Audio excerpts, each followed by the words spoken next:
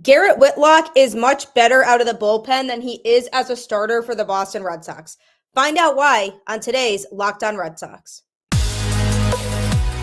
You are Locked On Red Sox, your daily Boston Red Sox podcast. Part of the Locked On Podcast Network, your team every day.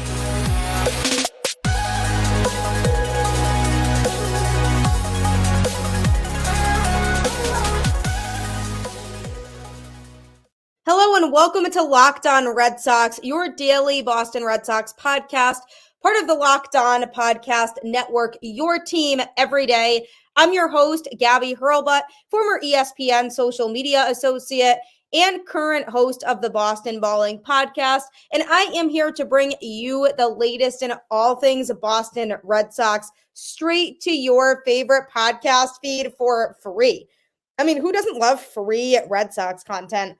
So many of these sites now you have to subscribe to or pay a fee to get their content regularly. None of the sorts takes place with Locked On. We are here for you with your favorite team. Locked On, your team every day. Thank you for making Locked On Red Sox your first listen of every day. And you can also make Red Sox games your last listen of every day by downloading the SiriusXM app and searching Red Sox. And you won't have to miss a single pitch of Red Sox baseball. It's always nice knowing that you don't have to miss anything. If you can't watch the game live, why not listen to it? So download the SiriusXM app today. As we anxiously await yet another day for Yamamoto to make his decision and the Red Sox to eventually move along with the offseason, they do primarily need to figure out what they're going to do about their pitching staff. Who's going to start? Who's going to come out of the pen? Where are people going to go exactly? And that's a big question that a lot of fans have right now, myself included, is how are they going to handle guys internally? Because they've had a lot of pitchers who have moved around, gotten some opportunities to start, gotten some opportunities to pitch in relief.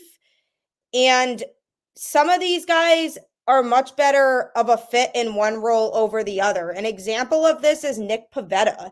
He was significantly struggling as a starter originally, and then he got moved to the bullpen, and bullpen Pivetta was unbelievable. If you can remember 2023, he absolutely went off out of the pen and was near unhittable out of the bullpen. It was such a big difference from starter Garrett Whitlock, and it was cool to see because it was clear that his confidence was going up when he was pitching out of the pen. And then at the end of the season, they moved him back into his starting position because of injuries and other things of the sorts. And it seemed like he had cleaned something up and fixed something when he was in the pen. And it was nice to see him be able to have the opportunity to gain some of that confidence back that he had lacked previously, and it showed in his starts.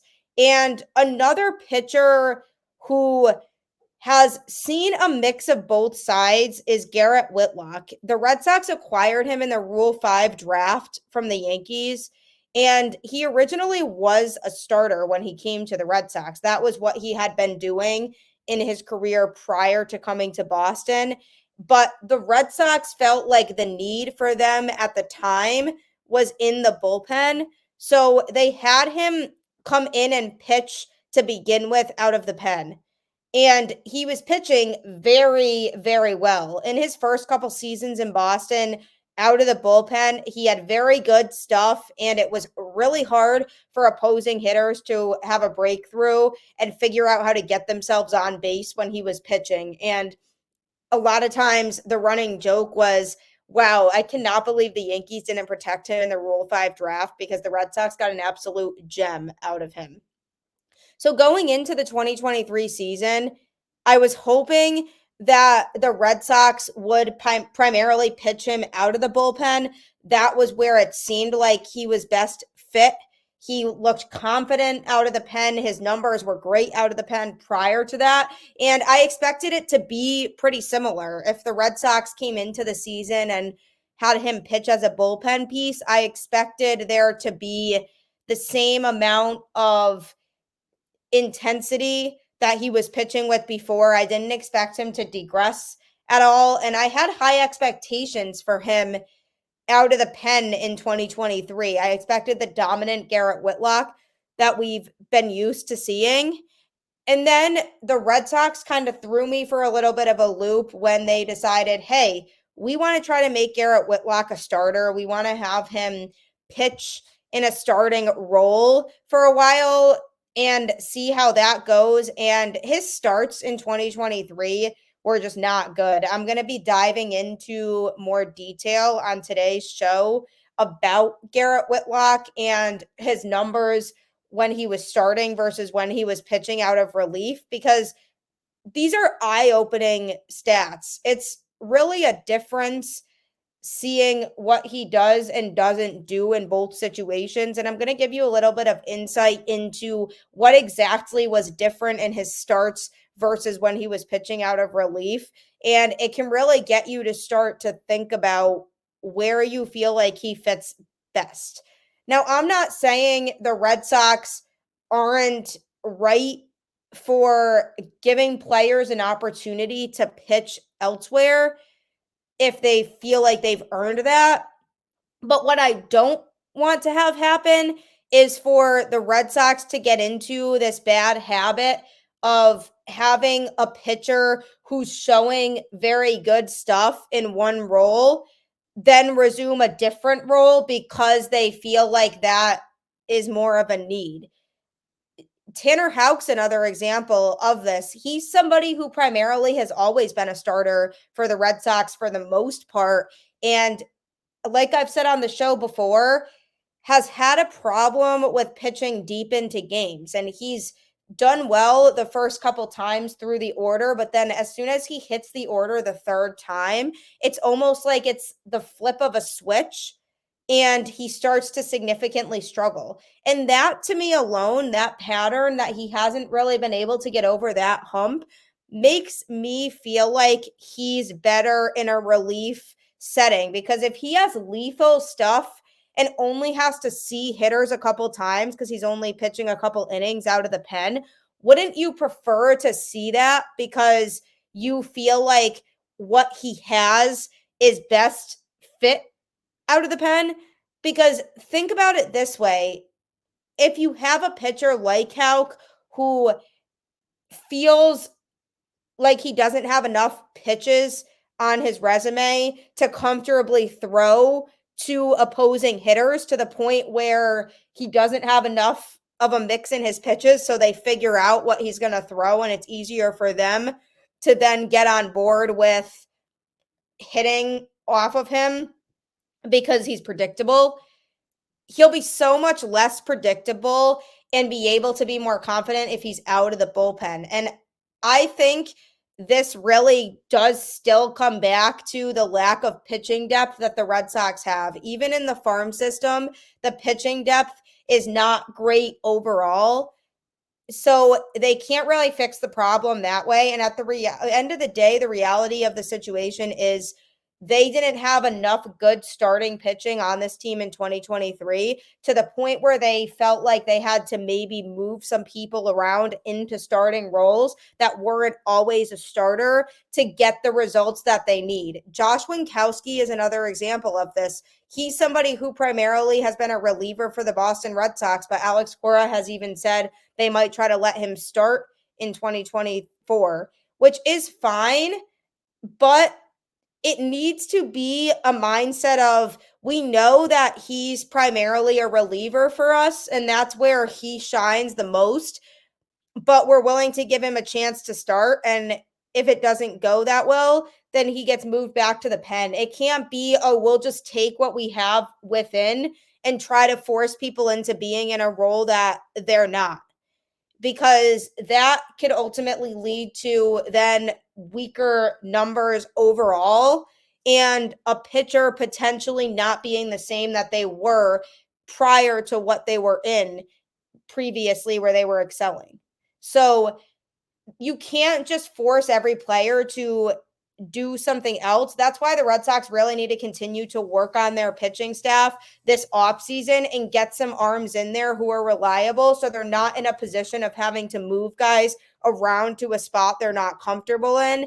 Because if a guy has a specialty, you want to keep them in that specialty. It's like you in a job and being the best at what you do in your department. And then they say, hey, we need some help in this department. So we're going to move you over there. And hopefully you have gained enough skills where you can help us out there. And for you, that'd be overwhelming because it's a different type of role than what you were in. And you might not be able to exceed in the same way. And that's already an internal pressure being put on you to have to take on a different role than what you've always excelled in. And then if they try to move you back to your original role, then there might be a sense of, I am not as sharp at this role anymore because I've been removed from it. It's a similar concept. And I believe that with Garrett Whitlock, the Red Sox have done a little bit too much experimenting to the point where they might not get the same value out of him in general as they used to. And that's really unfortunate because he is an absolute gem of a player that the Red Sox found. And coming up, I'm going to be going over just how different his numbers were in 2023 when he was in different types of roles. Are you a big fan of sports betting? Do you find yourself always trying to make that next bet or constantly win more money? If you are in this boat of anything I just mentioned, then FanDuel is absolutely for you. Score early this NFL season with FanDuel, America's #1 sportsbook. Right now, new customers get $150 in bonus bets with any winning $5 moneyline bet. That's $150 if your team wins. If you've been thinking about joining FanDuel, there's no better time to get in on the action. The app is so easy to use. There's a wide range of betting options, including spreads, player props, over-unders, and more. So visit FanDuel.com/lockedon and kick off the NFL season. FanDuel, official partner of the NFL.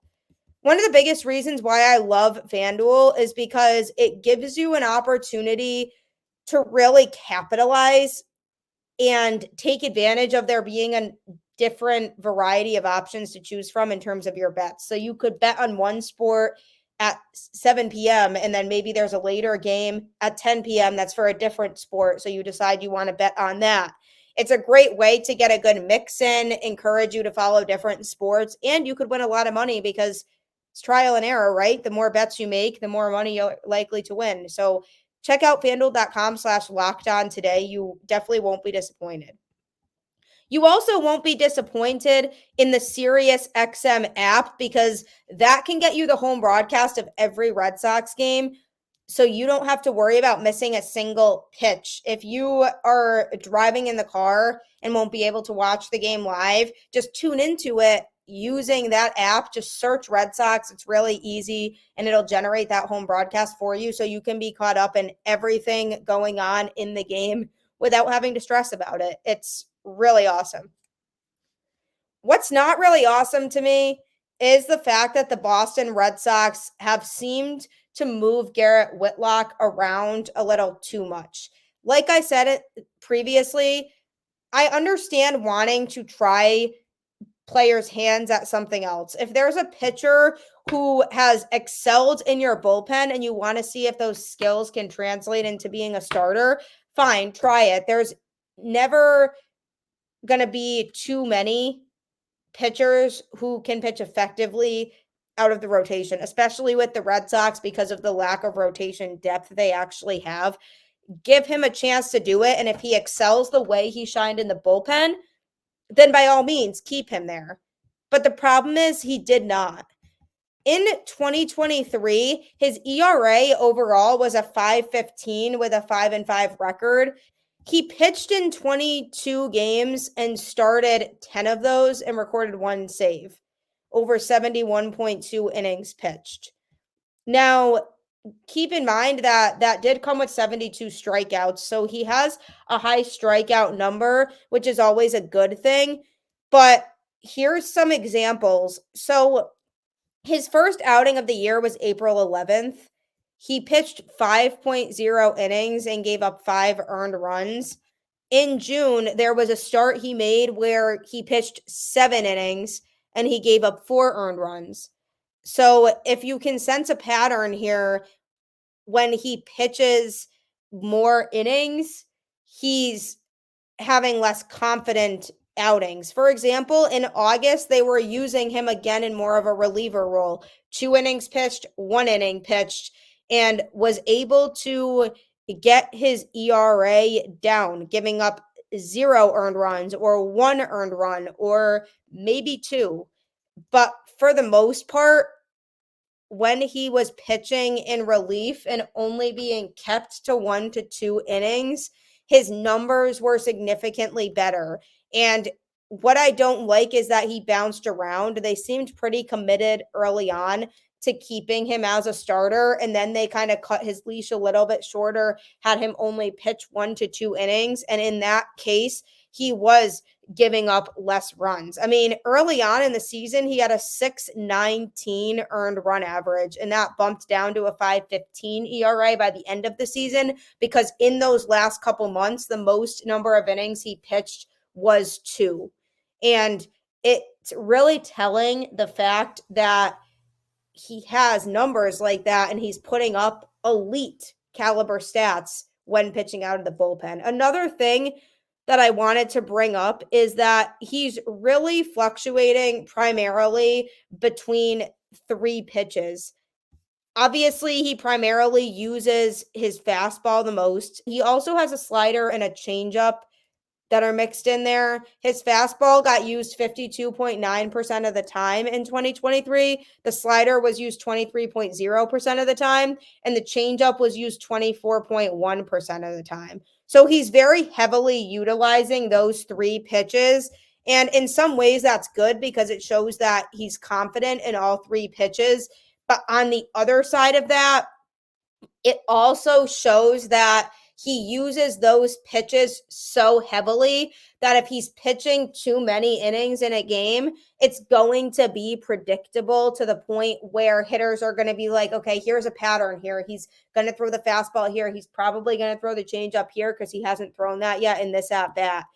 And hitters are very smart too. That's why they're professionals. That's why they're in the league. They know what types of pitches they should be looking for. They understand the pitcher that's in front of them. And when I'm looking at Garrett Whitlock in general, he completely starts to deteriorate a lot when he starts, and it usually doesn't take that long. I saw a couple starts during the 2023 season where he completely melted down early on in the outing to the point where it was hard for the Red Sox to come back and win that game. Whereas before he even made a single start for the Boston Red Sox and was only pitching out of relief, like in 2021, 2022, that was a great version of Garrett Whitlock.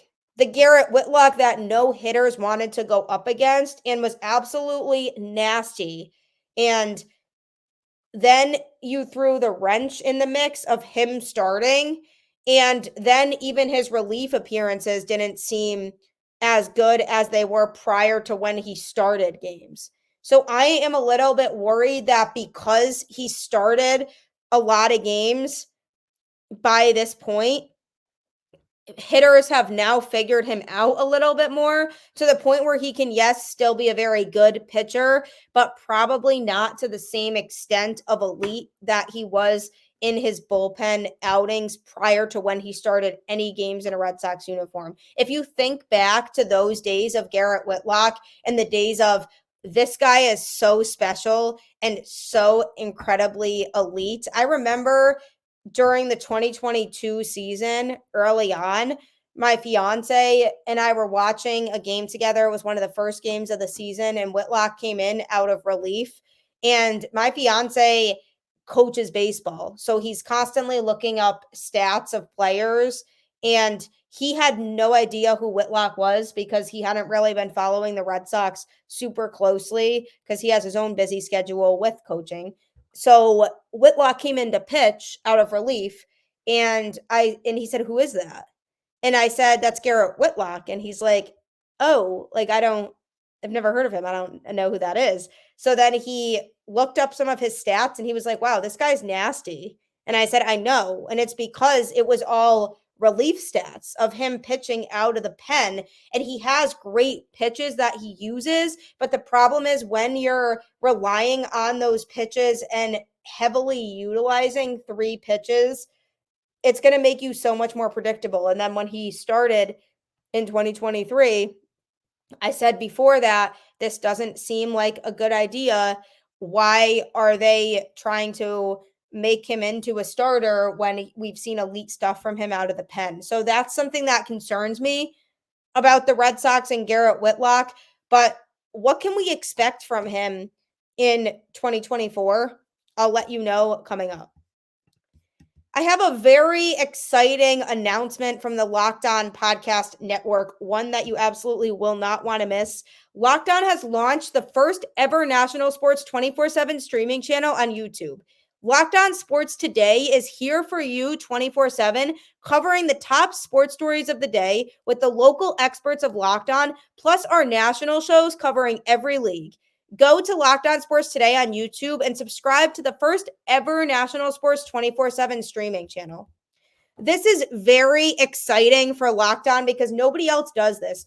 No other network has a 24/7 sports streaming channel that no matter where you are, what time zone you're in, or what you're doing, you can quickly go on to the Locked On Sports Today YouTube channel and get caught up in whatever you need to get caught up on that's sports related. It doesn't matter what it is. And we have very talented hosts here at Locked On. And anytime there's a big story that comes up with any of these teams, you'll see that info right there on that YouTube channel and on a lot of other streaming platforms as well. So if you just head to YouTube and subscribe to Locked On Sports Today while subscribing to Locked On Red Sox, you absolutely will not be disappointed.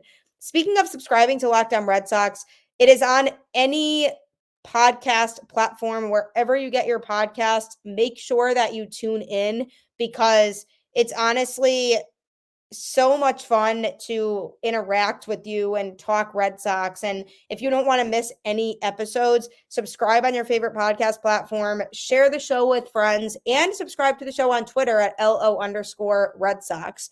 You can also follow me on Twitter at Gabby Hurlbut 10, and we can continue conversations that way. It's so much fun. You can meet other Red Sox fans. So I highly encourage you to take advantage of all of that. And also download the SiriusXM app because you can get the home broadcast of every Red Sox game. So you don't have to worry about missing a single pitch of Red Sox baseball. And come the 2024 season, you probably won't want to miss it. So make sure that you head to the App Store on your phone and download that SiriusXM app and search Red Sox. Garrett Whitlock is an absolute stud for the Boston Red Sox out of the bullpen. He is not so much a stud for the Boston Red Sox out of the starting rotation. He had a couple really rough outings that we had to witness in 2023, and it's disappointing to me that the Red Sox continued to try to have him start, even though he's better fit as a reliever. And the justification for that seems to be, well, he was injured, so he missed a part of the season, which, sure, injuries happen. And if you miss time due to an injury, you have to expect that that player is going to be a little bit rusty and they aren't necessarily going to come back and be in the best shape that they were in after the injury. So that's, yes, fine. But even prior to the injury, his starts were not very good. I mean, I said some of those numbers, pitching to the tune of a 6 ERA or a 9 ERA, or even when he did pitch a good amount of innings and was giving up quite a few runs. That's not the Garrett Whitlock that we know and love. And I'd like to see them stick to pitching him out of the pen. Yes, did he have a couple elite outings as a starter? Sure. That is good and all, but can he maintain that consistency as a starter? It catches up to guys who don't have as much of a pitch selection. And when you're a starter, you're expected to have a deep variety of pitches that you can fool opposing hitters with. And he does have 3 pitches that he throws but that's it. There's no occasional surprise in there to the point where he's almost trained himself to be a reliever. And that's why the Garrett Whitlock that we got as a starter was just simply not the same as when he was pitching out of the bullpen. And when you look back at the obstacles that Whitlock faced throughout his time in a Boston Red Sox uniform in 2023. Yes, there were other things out of his control that happened, but if I'm the Boston Red Sox, I'm looking at the situation and saying, hey, we need him to be a reliever. And what do I expect from him in 2024? Depends where they put him. They haven't said for sure what the plan is for Whitlock, if they want to have him start some games, be kind of a more permanent part of the rotation, or if they want to move him back to the pen permanently and have him just pitch in relief, or if they want him to do a mix of both. It really is up to the Red Sox and what they want to do. But if they put him back into a full-time relief role, I think we'll start to see some more of the results of the dominant Garrett Whitlock that we are used to seeing. I don't think it'll be to the same extent as he's thrown before out of the pen, because I feel like he's been a little thrown off now, having to try to adjust to being a starter. But I think it'll at least be somebody who can be competitive still and get the job done out of the bullpen, because he's still a very good baseball player with solid stuff who can provide that energy and spark out of the bullpen that the Red Sox will need in 2024. And his stuff will still be elite. I'm not taking away from that, but I think because he hasn't been in a full-time relief role and he's had some starts, he hasn't had as many reps that he needs to in just a relief role. So I'm expecting those numbers to decline a little bit from elite Garrett Whitlock when they first acquired him, but I'm not expecting it to be awful to the point where he's just not a good pitcher anymore. So if he does pitch in full-time relief in 2024, I'm expecting pretty dominant stuff. If he pitches in a starting role, I'm not expecting much more than what a 3 or 4 caliber starter can do. And obviously there's nothing wrong with a 3 starter, but they have a good amount of number 3 starters on this team. Brian Bayo is a high-end 3, sometimes a 2. Chris Sale is no more than a 4 at this point, unfortunately, because you just can't rely on him to stay healthy. And then it depends what they do with everybody else. What's going to happen with people like Tanner Houck or Cutter Crawford or Nick Pivetta?